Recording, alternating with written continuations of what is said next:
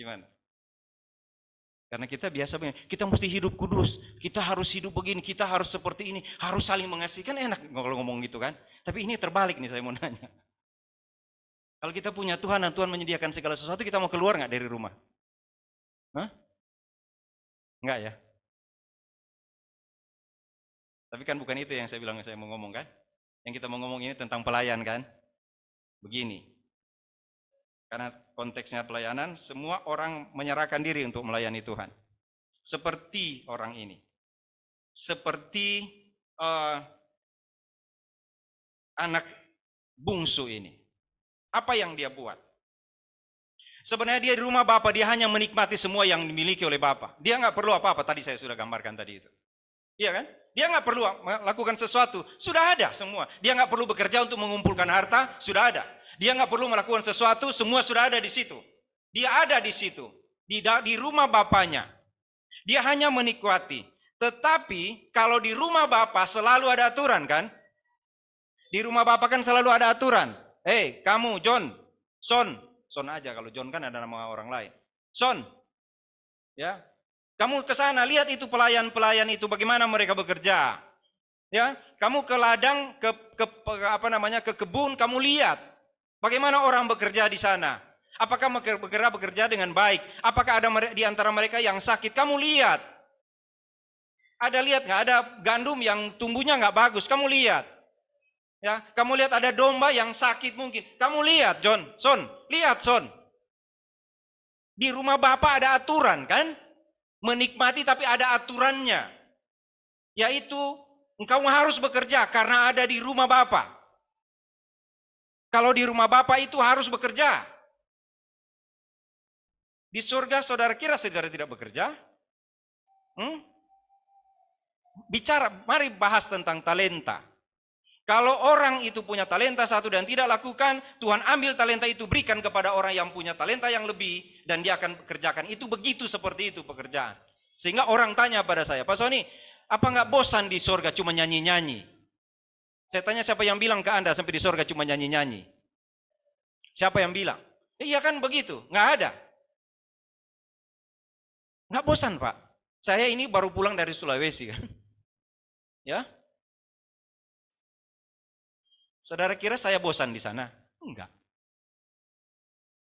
Enak banget, kangkungnya panjang-panjang begini, segede gini. Ikan masih, masih fresh, bakar. Segala macam seperti itu. Saudara kira saya bosan di sana? Enggak. Kalau ada tiket besok saya balik lagi. Nanti balik hari Jumat di sini. Untuk khotbah hari Minggu. Enggak bosan saya. Ke tempat saya aja saya enggak bosan, apalagi di sorga. Jadi siapa yang bilang saya mau bosan di sorga? Enggak. Cuma nyanyi-nyanyi. Memang cuma nyanyi-nyanyi di sorga? Minta maaf saudara. Saya dengar kita nyanyi tadi, mungkin karena kuping saya terbiasa di Sulawesi sana. Kalau mereka nyanyi, tahu kan? Daerah timur kalau nyanyi. Jadi waktu dengar saudara nyanyi saya sedih. Tapi nggak bosan. Nggak, kalau bosan berarti bukan di sorga lah. Iya ya, beda ya. Tapi saudara nggak pernah lihat sih mereka juga nyanyi sambil jalan terhuyung-huyung. Miring-miring jalan, tapi nyanyi. Yesus ada sobat kita. Bayangin aja itu. Saya Pak, biar begini seperti ini Pak, tapi Yesus ada sobat kita. Bagus itu. Nanti bosan di surga? Enggak. Ya. Tetapi ada aturan yang sebelum sampai di surga mesti latihan di dunia kan? Itu sebabnya kamu selamat karena kasih karunia, karena anugerah. Tapi setelah kamu memiliki anugerah, Allah mempersiapkan dirimu untuk melakukan pekerjaan baik. Supaya apa? Sampai di surga kita nggak kaget kalau ada sesuatu yang kita mesti lakukan. Lebih dari yang kita lakukan di dunia ini. Ya? Nggak kaget kita. Anak ini, itu yang membuat dia bosan sebenarnya. Menikmati oke, tapi aturan nggak mau. Kita banget sebenarnya. Hamba Tuhan banget. Kalau menikmati donasi, puji Tuhan. Karena susah sekali kalau cuma terima anugerah lalu tidak punya aturan kan? Iya kan? Nah, itu yang dilakukan oleh anak ini. Dia di rumah enak tapi lama-lama bosan dengan aturan dia. Buat apa nih aturan seperti ini? Malas dia. Padahal dia nggak tahu bahwa kenapa dia mesti latihan, karena yang akan melanjutkan bisnis papanya, ya dialah. Yang akan menjaga harta papanya kan dia. Dia mesti latihan, masa mesti suruh jaga orang lain? Masa yang harus ngurus orang lain kan nggak mungkin harus orang lain, harus dia. Dia yang di rumah, dia yang mengurus itu. Jangan orang lain. Iya tak? Seperti itu kan? Karena dia ada di rumah. Tapi dia malas nih, anak ini malas. Sudah malas, dia tinggal lihat kakaknya, kan rajin sekali kakaknya kan. Kakaknya ke ladang, selalu kakaknya yang ngatur orang. Dia lihat kakaknya rajin sekali, lalu timbul di pikiran dia, jangan-jangan karena pak kakak terlalu rajin, nanti bapak selalu perhatikan kakak, dan ketika dibagi hartanya, kakak lebih banyak dan saya nggak dapat. Itu pikiran manusia malas. Itu pikiran manusia yang tidak mau menggunakan apa yang dia miliki bersama-sama dengan bapaknya. Jangan-jangan nanti kalau tiba-tiba papa, karena papa lihat kakak lebih rajin, jadi akhirnya dapat banyak. Lalu dia berpikir, saya harus datang kepada papa dan minta, Pak, mana bagian saya? Saudara lihat itu? Mana bagian saya? Berikan pada saya sekarang. Kenapa? Karena saya mau buka bisnis di tempat lain. Saya mau keluar dari rumah ini, saya mau buka bisnis di sana, Pak. Kalau dia bilang seperti itu kepada papanya kan bagus ya. Oh, anak ini hebat. Saya akan ke sana, Pak. Saya akan buka bisnis di sana. Saya akan berbuat supaya nanti bisnis papa berkembang. Sekarang kan seperti ini, Pak. Nanti akan lebih besar. Saya akan pergi ke sana. Bagaimana, Pak? Mana bagian saya? Seperti itu? Enggak. Kenapa? Karena dia lebih suka tidak mau diatur di dalam rumah. Karena dia lebih suka menyenangkan dirinya sendiri. Itu sebabnya Tuhan katakan, kalau engkau mengikut aku, menyangkal diri, pikul salib. Kenapa hamba Tuhan berhenti di tengah jalan? Kenapa? Kenapa anak-anak Tuhan berhenti melayani Tuhan? Kenapa? Karena pingin bisnis di tempat lain, benar? Enggak ya, kita tetap di sini ya. Ya, ini risiko banget nih khotbah ini. Karena saya selalu perhatikan, setiap mengatakan ini pasti akan terjadi. Kata Oma Lena, diperhadapkan. Oma Lena? Ya? Ada yang akan ngambek? Enggak lah. Ada yang takut rugi? Enggak lah. Ya? Ada yang mulai mikir, toh tetap saya bisa melayani. Seperti anak ini, tinggalkan dan kita pergi, toh tetap bisa melayani. Benar seperti itu? Itu anak yang hilang. Nanti berikut saya akan jelaskan tentang apa yang dialami oleh anak yang hilang itu sesudah dia pergi dari rumah itu. Sekarang cuma sampai di sini karena sudah habis jam. Yaitu sudah ada di rumah Bapa. Segala sesuatu tersedia di situ, tapi pasti ada aturan-aturan dari rumah Bapa. Dan harusnya dia menjaga keluarganya, menjaga nama baik keluarganya, menjaga nama baik Tuhan kalau kita aplikasi di situ, menjaga nama baik persekutuan. Dia harus ada di situ. Apapun yang mau terjadi, saya ada di rumah ini. Dengan ayah saya, dengan kakak saya, dengan orang-orang yang melayani di rumah ini, saya akan ada di sini terus. Tetapi ketika kita mulai berpikir, jangan-jangan nanti tidak sama di surga. Dia lebih pahalanya banyak, jadi saya harus berusaha supaya pahala saya lebih banyak dari dia. Jangan harap sudah dapat pahala seperti itu. Mulai berpikir, kan saya sudah capek kerja, kok dia cuma seperti itu? Bagaimana ini Pak Sony? Bagaimana ini? Kok saya yang capek, saya yang bikin ini, dia cuma seperti itu aja, bagaimana? Saudara tahu ada orang seperti itu suami, itu si sulung. Dia bekerja tapi dia pikir nanti dia mesti dihargai lebih. Ada dua kan? Nanti kita bahas itu bulan November kalau nggak salah. Kalau kita bahas satu persatu, ya. Dia mulai berpikir, selalu ada aturan di sini. Nanti persembahan 100% ke sinode. Wah, kita mesti protes ini. Bagaimana bisa? Ya iyalah kita protes, terus teman-teman saya nggak makan ini di ladang.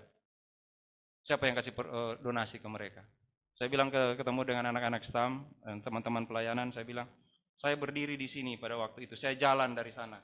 Ini Pak Riman, kami dari Air Madidi, jalan kaki sampai ke Manado, lalu kami bagi-bagi traktat.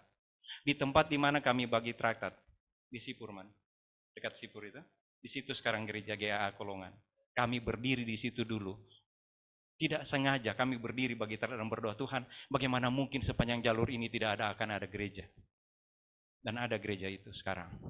Dulu mereka jalan dekat di kampung saya, mereka jalan, Pak Yance Langkai namanya, saya bilang itu.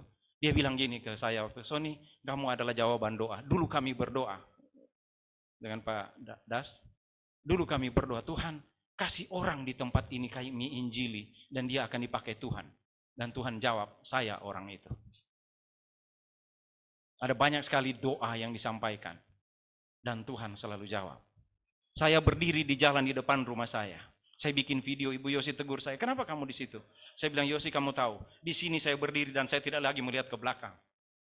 Saya berjalan dan saya tidak lagi melihat ke belakang kepada mama dan adik-adik saya. Saya pergi berjalan melayani Tuhan. Saya bilang, saya mau pergi melayani Tuhan. Saya tidak berpaling lagi lihat mereka. Kemarin saya pulang dan lihat mereka. Mereka sudah dewasa, sudah jadi oma opa, dan mereka masih berdiri di situ. Saya bertemu dengan ponakan-ponakan saya, mereka melayani Tuhan. Saya bilang, saya bangga dengan kalian melayani Tuhan. Apa pernah sia-sia? Tidak. Saya bilang ke anak-anak STAM, ngobrol dengan saya tidak mau membanggakan kalian, saya bilang. Tapi sangat sulit menyerahkan diri untuk melayani Tuhan. Tapi kalian nanti akan dikritik. Kalian akan habis disikat oleh penatua-penatua. Kamu akan habis disikat oleh jemaat. Khotbah kamu jelek, berdiri kamu nggak bagus, baju kamu nggak bagus, semua akan disikat kamu. Kamu siap? Mereka bilang siap. Iya, karena belum dengar. Coba kalau penatua dia bilang ini PG ini tapi khotbahnya nggak ada bagus-bagusnya. Dulu waktu PG kami lebih bagus. Coba saudara bayangin itu PG itu yang dengar. Kalau tahu begini mas saya nggak sekolah di STAM ya. Saya bilang ke mereka, masih mau maju dek? Maju pak. Yang kencang dek. Maju pak. Nah saya nggak pernah ditanya begitu dulu. Enggak. Saya cuma tahu lagu yang tadi. Aku berubah. Sungguh itu ketika diajar sama orang-orang dari ajar saya nyanyi lagu itu. Aku berubah. Yang lama sudah berlalu. Yang baru sudah tiba. Dan kita maju berjalan. Saya panggil adik-adik saya, sini berdiri di sini. Waktu kakak pergi, kalian di rumah ngapain waktu itu? Enggak kak, kami cuma duduk berdoa. Doa apa yang kamu naikkan? Kami berdoa, Tuhan, jaga kakak. Balikkan dia dengan sehat. Dan saya bilang, sekarang saya balik. Sekarang saya bersama-sama dengan kalian, saya sehat. Tuhan beri kesempatan itu. Saya lihat tempat ada pohon, dulu saya berdiri di situ. Tunggu jemputan, tunggu Pak Riman dan teman-teman datang, tunggu Pak Kambe. Saya ada di bawah pohon jati itu. Saya tunggu mereka datang, mau jemput saya pergi melayani Tuhan. Saya masih nikmati itu. Saya lihat orang-orang yang pernah kami injili, mereka masih berdiri sebagai orang percaya. Tetapi kalau kita pergi meninggalkan rumah, bukan pergi menghabiskan harta Bapa, tapi pergi untuk membanggakan Bapa kita. Itu anak-anak Tuhan. Jangan pergi untuk menyenangkan diri sendiri. Jangan pergi untuk mengatakan saya melayani Tuhan, padahal saudara sedang meninggalkan Tuhan. Jangan bilang sedang melayani Tuhan, kalau tidak bersama-sama dengan Tuhan. Kalau dengan hati yang dongkol, dengan hati yang ngambek, jangan sama sekali seperti itu. Harusnya anak itu berdiri dan bilang, Papa, saya akan pergi, saya akan buka bisnis di sana. Yang terjadi adalah dia menghabiskan seluruh hartanya. Alkitab bilang apa tentang anak itu? Nanti kita bahas berikut. Tentang itu dia bilang apa? Anak itu bukan lagi anak Bapa. Yang kedua, anak itu disebut sebagai mati. Orang yang berhenti melayani Tuhan. Orang yang berhenti ikut Tuhan dalam hidupnya sebagai orang percaya. Bukan lagi anak Bapa dan mati. Saudara bilang apa? Gak mungkin, kan saya orang percaya. Tapi kalau orang percaya tidak akan mungkin meninggalkan Tuhan dan pelayanan.